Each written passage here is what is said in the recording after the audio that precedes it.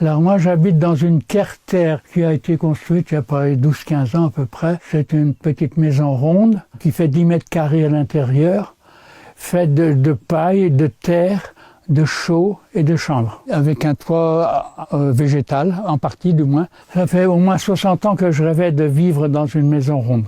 Eh bien ça y est. Moi, je suis heureux là, oui. Je suis heureux dans ma cabane. C'est la simplicité. J'ai pas l'eau, j'ai pas l'électricité. Enfin, l'électricité, j'en ai un petit peu quand même avec une batterie, mais parfois elle est vide, mais ça fait rien. Je vis beaucoup avec le rythme de la nature. Donc en ce moment, je me couche à 8h du soir, alors que l'été, je me couche que vers 10h30. J'ai rien qui va avec l'électricité, tous les engins, tous les appareils, et je m'en porte très bien. Parce que j'ai beaucoup plus de temps, parce que on passe beaucoup de temps avec tous ces engins, toutes ces choses. Alors moi, comme je les ai pas, j'ai beaucoup de temps à donner à ceux qui arrivent.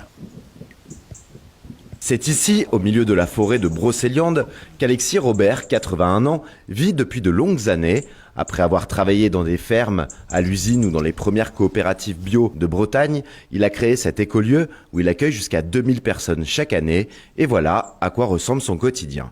C'est ne pas être pressé, ce n'est pas dire « Ah oui, mais j'ai ça à telle heure, puis j'ai ça à telle autre heure, et puis j'ai rendez-vous, et puis... » Non, ça c'est terminé depuis un certain temps, que je veux transmettre, qu'on peut vivre simplement, qu'on peut vivre et heureux. Ce qui me rend heureux, c'est le partage avec ceux qui arrivent, de tous âges et de tous milieux, que je reçois beaucoup de personnes SDF. Mais aussi, ça arrive que je reçois des PDG aussi, pareil. Oui. Donc, j'essaye de partager avec chacun sans a priori, sans porter de jugement. Et c'est pas toujours facile, mais sans supposition, disons. Ils viennent pour se promener dans la forêt, pour participer à des animations, ou en woofing, pour partager un peu ce qu'il y a à faire ici en échange des repas et du logement. Où ils viennent parce qu'ils se posent beaucoup de questions et ils ont envie de réfléchir dans un milieu assez calme et la forêt est bien propice à ça, quoi. Voilà, c'est la cabane d'Evelyne. Oui, depuis 2015, elle m'a dit quoi, oui. Voilà, on a des toilettes sèches.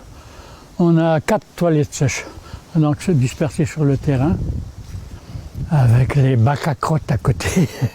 Et là, c'est une cabine. Là, c'est une cabine pour les douches solaires.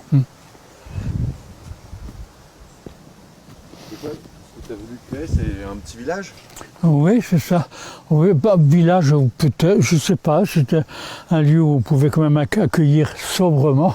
Parce que quand je suis arrivé, quand j'ai eu le terrain, je savais pas, j'avais pas de programme, j'avais pas de budget, j'avais rien. Mais 3 semaines après, il y avait 300 personnes sur le terrain quand même. Donc ça s'est fait, que ça s'est construit comme ça, avec les gens qui sont passés, quoi. On a beaucoup d'orties aussi qu'on laisse, parce qu'on mange beaucoup d'orties ici. Ouais, les fous. Oui, et moi le matin, au petit déjeuner, je mange des orties, tout cru. Ça, c'est le gardien du lieu, le chêne, là. C'est un grand chêne. C'est lui qui est chargé de veiller sur le lieu. Est-ce qu'on a besoin d'argent? Moi, je vis avec 150 € par mois. Je vis bien heureux avec 150 € par mois. Mais j'y suis arrivé que progressivement, parce que ça demande beaucoup d'organisation. Moi, je reçois trop d'argent.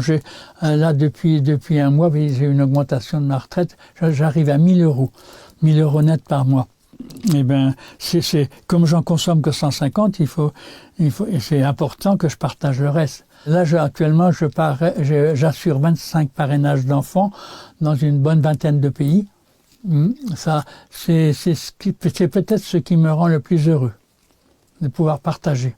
Et mon histoire, c'est ça, c'est peut-être à la recherche du bonheur, finalement. Mon histoire, c'est une recherche une recherche très chaotique, à travers différentes situations, différents événements, différentes relations, de chercher comment je peux m'épanouir et comment je peux contribuer à épanouir les autres. Ça, c'est toute mon histoire à travers tout ce que j'ai pu vivre.